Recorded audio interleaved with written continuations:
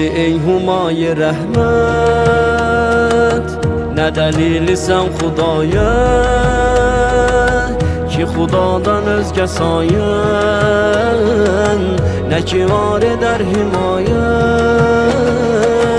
Əgər aşinayı həqsən, Əli ilə aşina ol, Əli ilə olmuşam mən, gönül aşina Xudaya.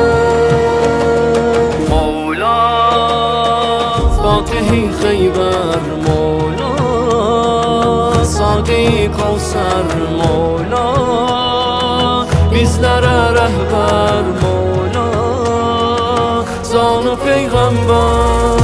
İki dünyada fənadən bir əsər belə tapılmaz. Əgər öz əlinlə alsan əli çeşmeyi bəqani, su ilə doyunca rəhmət buludu ki bu cəhənnəm, qəzəb ateşində yoxsa külə döndərər cahani.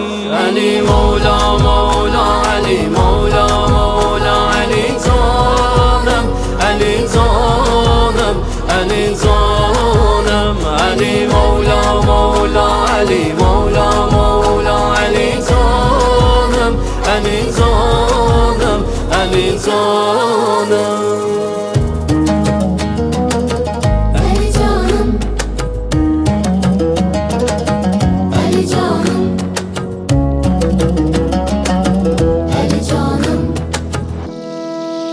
Gedib en yazıq dilənçi qapısını döyəlinin, ki üzük verib şah eylər kərəm ilə hər qədani. Əlidən səvayı kimdən elə bir oğul doğulmuş, ki tanıttıran cahanda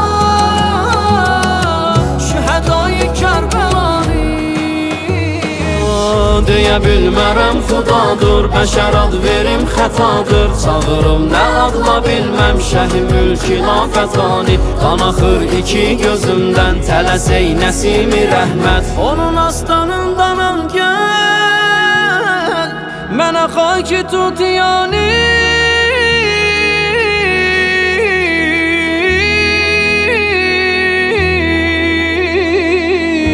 Əli Mevla, Mevla, Əli Mevla, Mevla, Əli canım, Əli canım, Əli canım, Əli Mevla, Mevla, Əli Mevla, Mevla, Əli canım, Əli canım, Əli canım.